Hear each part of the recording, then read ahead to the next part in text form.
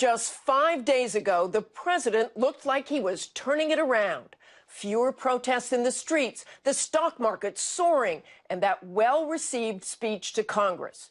And now, whatever goodwill he had seemingly blown away in a Saturday morning tweet storm. Even by his own standards, the president leveled an extraordinary accusation against his predecessor, accusing former President Barack Obama of wiretapping him last October during the critical final weeks of the election. President Obama has denied any direct involvement through a spokesman saying neither President Obama nor any White House official ever ordered surveillance on any U.S. citizen. Any suggestion otherwise is simply false. Either Obama tapped Trump's phone or he didn't. One of them has it wrong. This hour, the search for the truth. Two questions we'll seek to answer. Is it possible that there was a legally sanctioned wiretap at Trump Tower? Did a court approve surveillance based on evidence the public does not yet know? And second, if Mr. Trump is flat out wrong, what made him level this extraordinary charge? Did the man who has daily access to the deepest levels of U.S. intelligence base his claims on something he read on the internet? Here to help us answer those questions, we have spokespeople for both Presidents Trump and Obama, plus Senator Al Franken, whose question to Jeff Sessions focused attention on those ties to Russia. The Senate Judiciary Committee and a key player in the wild series of events this week. Senator Franken, you sit, as we said, on the Senate Judiciary Committee. Do President Trump's claims to you have any basis in fact? No, not that I can see. I mean, as you said in your opening interview, that he said this is he claimed this is fact. I think this is just a distraction to distract from this very, very serious interference by a foreign power on our democracy, and the question of whether Trump World, his campaign, his business associates, had anything to do with it and colluding with them. So I think he's just distracting, as he tends to like to do. And what you're referring to, the reason I'm here, is that when I asked then Senator Trump, now Sessions, then now the Attorney General, about revelations that members of the campaign had met with the Russians, what he would do as Attorney General with that. Instead of answering my question, he just said flatly he had not met with the Russians. And that turned out not to be true. And this is now another... How would you characterize that? You've had a couple of days to think about it. I know you said at best it was misleading. Right. Did he lie? You know, I'd like to... I've called for him to recuse himself even before this incident. I haven't called for him to resign, but he needs to answer some questions. For example, he said at his press conference that if he had just thought about it for a moment, if he had taken his time, he would have said that he had met twice with the Russian ambassador. He had 7 weeks to say that. He was testifying under oath to the American people, and he said something that just wasn't true. But he had 7 weeks after that confirmation. But I want to go back to and you know, words matter. Did he lie? Well, lie is knowingly telling an untruth. I would like to give him some benefit of that. He needs to come back before the committee and explain this. It doesn't make any sense. You said Mike Flynn lied. You said Mike Flynn lied or either forgot. What's the difference there between Mike Flynn and... He lied to the vice president. I mean, he did. That's why he had to resign. Okay. Understood. But in that confirmation hearing, Jeff Sessions didn't. As I said, at the very, very least, it was very, very, very misleading. It's very serious, because if he lied knowingly, then he committed perjury. So I don't want to go there and definitively say that we should be prosecuting the Attorney General. But I think the Attorney General owes it to the Judiciary Committee to come back and explain himself. And if he doesn't, and if he I wrote him a letter on Thursday asking for a reply by the end of business day on Friday. He has not responded to that. But I think he said maybe next week, right? I didn't hear that, but look, he in his press conference, he quoted his conversation with the ambassador. So it wasn't there's like anything wrong with meeting with the ambassador? There could be, but why offer that you didn't meet with him unless there is something wrong? And look, this is about, did people in the Trump campaign or his business associates, the whole world surrounding Trump, did they collude with the Russians to attack our democracy? That is an enormous issue. That's something we need to get to the bottom of. We need a special prosecutor. You absolutely agree that they need an independent special prosecutor. You heard Michael Mukasey say there's nothing to prosecute. Well, you need an independent investigation, and you have a prosecutor do that investigation. That's what an independent prosecutor does, leads the investigation. Because right now we have a large number of people in the Trump campaign, his business associates, who were dealing with the Russians at the same time that they're hacking and then releasing information. And not only that, they had hundreds of trolls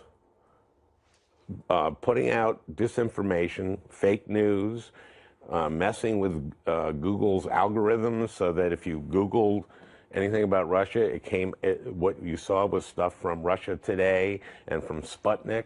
This was an attack on the United States. And the question is, and it's beginning to look more and more like we certainly have to investigate this, that the Trump campaign was in league with them. And what do the Russians have on Donald Trump? Well, why won't he release his taxes? I want to just very quickly here, James Clapper, the former director of national intelligence, just said on Meet the Press, there was not a wiretap of Trump Tower, and he would know that. So just your reaction to that and having the president tweet the way he did. My reaction to that is, of course, there wasn't. And the president asserting, like in your first interview, he said this was a fact. And anyone who knows, I'm on the Judiciary Committee, we do look at this intelligence stuff. You have to get a FISA order in order to do something like this. And you would know? No. Would I know? Probably I wouldn't know for sure whether or not they got a thing on a server or applied for something on a server. But the President of the United States did not tap Donald Trump's phone. I mean, that's just ridiculous, and it's the distraction. And here's what I want to get to. His own son, Donald Trump's son, has said in 2008 that Russia did an inordinate amount of business with them. And we don't know what they have over him. We don't know what the Russians have on Donald Trump. And we need we need to see, if anything, we need to see his tax returns. He said that he couldn't release his tax returns because he was under audit. First of all, you can release your tax returns if you're under audit. But he won't even release a letter from the IRS saying, you're under audit. That's easy to do. I think they've said those tax returns are not going to be forthcoming. We're going to have to leave it there, but I thank you very much. We want to get straight to our top story. There's some Twitter video right there of President Trump in Florida on Saturday. These are the first and only images that we have seen of him since his tweet storm yesterday. Now, this morning, Trump is back on social media tweeting again, but it's what he wrote yesterday that still has the world talking. That's right, Paul. It all started early Saturday. President Trump taking to Twitter and leveling a dangerous accusation against his predecessor, President Barack Obama, alleging without any evidence that the Obama administration wiretapped Trump Tower during the campaign. The president comparing it to Nixon and Watergate. He called Obama a, quote, bad or sick guy, end quote. Now, a spokesman for Obama has denied the allegation. So where is Trump getting his information? And if these allegations are true, how big could this scandal be? We have team coverage this morning. Martha Raddatz is standing by, but we start with ABC's chief investigative correspondent, Brian Ross. Good morning, Tom and Paula. The White House this morning still has yet to explain just what the president was talking about and where he got his information in the Twitter rampage that claimed President Obama ordered the FBI to illegally spy on him and tap his phones. The gloves are off this morning following President Trump's accusation against President Obama's alleged actions and his integrity. Only one of these two men will be proven right. As president, Donald Trump has used Twitter to take on Meryl Streep, I'm the new boss. Arnold Schwarzenegger, Are you a friendly reporter? the news media, including ABC News and Saturday Night Live. Yes, this is real life. This is really happening. But his early morning accusations from his Palm Beach club that his phones were wiretapped by the Obama administration were by far of much greater consequence. Terrible, he wrote. Just found out that Obama had my wires tapped in Trump Tower just before the victory. Nothing found. That was followed by 4 more presidential outbursts taking on President Obama and misspelling tap. How low has President Obama gone to tap my phones during the very sacred election process? This is Nixon Watergate. Bad or sick guy. For anyone but the president, it would be a crime to reveal such a secret FBI wiretap on Trump Tower. And no U.S. official contacted by ABC News would confirm the allegation.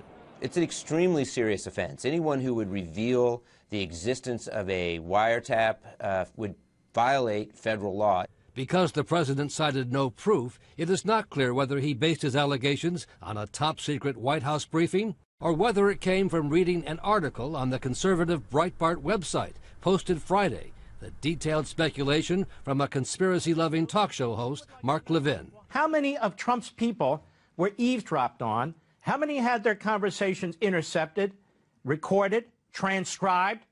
Because this, ladies and gentlemen, is the big scandal. A spokesman for President Obama quickly called the allegations false, and one of Obama's former national security aides, Ben Rhodes, responded to Trump.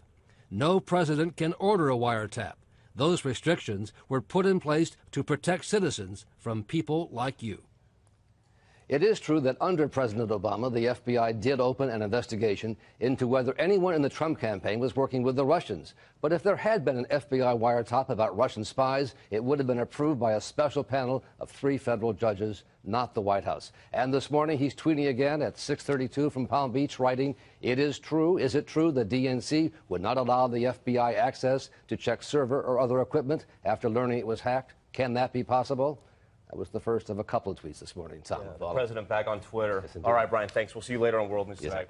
Thanks so much, Brian. And we want to bring in ABC News legal contributor Kate Shaw. She's an associate law professor at Cardozo Law School. You're also a former lawyer for the Obama White House. Kate, thanks for joining us. Now, first and foremost, we're most likely in this scenario talking about a FISA order, which stands for Federal Intelligence Security Act. It can only be issued by a court. So, Brian Ross just touched on it. What does it take to get a FISA wiretap? So look, if you want a warrant to wiretap a U.S. citizen, you need to establish, so the FBI needs to go before the FISA court and establish that there is probable cause to believe either that a crime has been committed or that there is an agent of a foreign government involved. So if in fact such an order was issued, it does suggest that that probable cause standard was satisfied. Now, President Trump didn't provide any proof, but legally, did he do anything wrong by announcing details of a federal investigation? Look, to the extent there's an investigation ongoing, I'm sure that there's a real interest in keeping the details of the investigation under wraps until such time as the investigators are ready to come forward with them. Legally, these are ordinarily classified proceedings, but the president does have the power to declassify. So there's nothing legally wrong with that, if in fact that is what happened. Of course, we just don't know. Now, Senator Graham was at a town hall yesterday, and he said that he is worried about these accusations. We want you to take a listen. If it is true, illegally, it would be the biggest political scandal since Watergate. Now, the Obama White House has said that neither the former president nor the White House ordered a wiretap, but they're not explicitly saying that a wiretap didn't happen. If the allegations are true, could we compare this to Watergate? Look, Watergate took a couple of years to play out in full, so I think it feels like we're kind of early in this saga, so I think it's hard to know exactly how much like Watergate any of this could look sort of at the end of the day. I think that, the president has the former president has emphatically denied having personally directed a wiretap. It would be, I think, quite a scandal if a sitting president personally ordered a wiretap of a private citizen, let alone a presidential candidate. But it does not sound as though there's any evidence to suggest that that occurred. What is clear is that there are a lot of open questions and new questions, I think, based on yesterday's development. So if anything, I think it heightens the need for some sort of independent investigation with someone at the head who has the credibility to produce findings that everyone can feel confident in. So I think that's sort of the main takeaway from yesterday. Once again, we're talking about an independent investigation. Thanks so much, Kate, for joining us. Appreciate it.